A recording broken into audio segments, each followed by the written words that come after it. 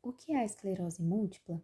A esclerose múltipla é uma doença neurológica, crônica e autoimune, desencadeada por mecanismos inflamatórios e degenerativos, onde a bainha de mielina, que reveste os neurônios do sistema nervoso central, é destruída pelas próprias células de defesa do indivíduo, causando lesões cerebrais e medulares, por dificultar a transmissão do impulso nervoso, sendo que alguns lugares como o cérebro, o tronco cerebral, os nervos ópticos e a medula espinhal são alvos mais frequentes da desmielinização.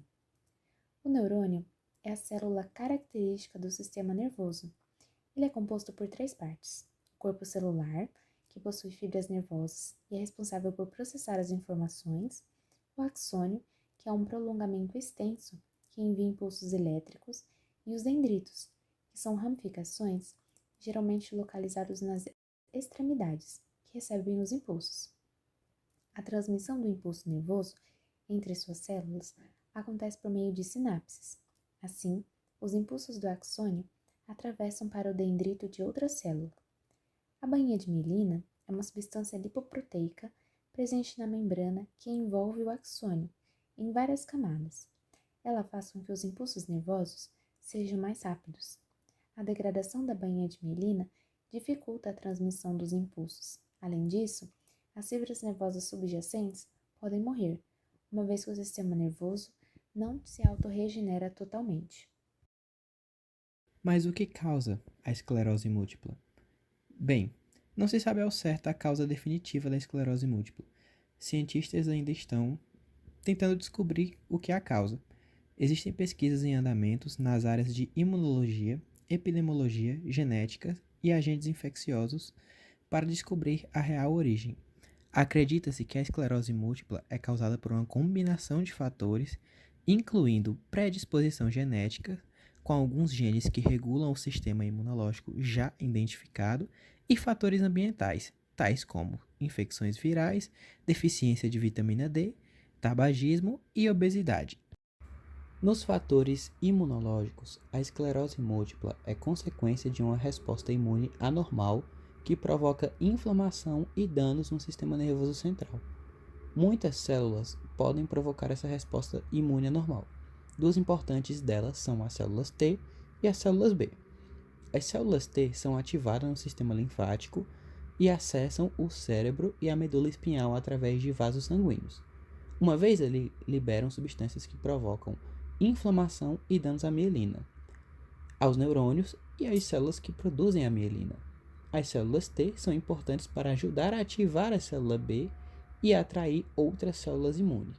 Células T reguladoras, um tipo de célula T, trabalha de forma contrária, desligando a inflamação. Na esclerose múltipla, as células T reguladoras não funcionam corretamente e não desligam efetivamente a inflamação. Células B ativadas com a ajuda da célula T produzem anticorpos e estimulam outras proteínas. Na esclerose múltipla, as células B causam danos ao sistema nervoso central. Já nos fatores ambientais, os pesquisadores perceberam que a esclerose múltipla ocorre com mais frequência em áreas distantes do Equador. Também notaram que pessoas nascidas em uma área com alto risco de esclerose múltipla, que migram para uma região ou um país com menor risco antes da idade de 15 anos, passam a ter o risco da sua nova região. Esses dados sugerem que a exposição a algum agente ambiental antes da puberdade pode predispor uma pessoa a desenvolver a doença. Outro fator que está relacionado à esclerose múltipla é a deficiência de vitamina D. Ter níveis baixos de vitamina D no sangue por um período prolongado foi identificado como um fator de risco para o desenvolvimento de esclerose múltipla. A vitamina D contribui para a função imunológica e pode proteger contra doenças autoimunes. Já com o tabagismo, estudos demonstraram que o hábito de fumar aumenta o risco de desenvolver esclerose múltipla e de ter formas mais graves da doença. Felizmente, as evidências também sugerem que parar de fumar, seja antes ou depois do início da esclerose múltipla, está associada a uma progressão mais lenta do transtorno neurológico. A obesidade também entra como fator relacionado a uma possível causa. Vários estudos apontaram que a obesidade na infância e na adolescência, principalmente em meninas, aumentam as chances de esclerose múltipla futura. A obesidade no início da idade adulta também pode ser um fator de risco. Já nos fatores infecciosos, uma variedade de agentes pode estar associada ao desenvolvimento da esclerose múltipla, com destaque para dois tipos de vírus, pois pesquisas indicaram que infecções anteriores por eles aumentaram o risco de esclerose múltiplas.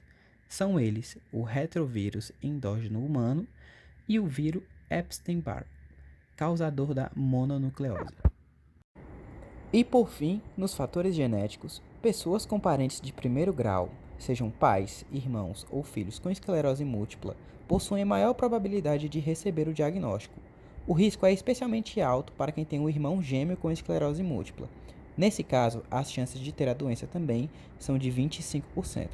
Foram identificados cerca de 200 genes que influenciam no risco da esclerose múltipla, mas novas pesquisas estão sendo realizadas para compreender mais a fundo o papel do fator genético no desenvolvimento da doença. Sintomas.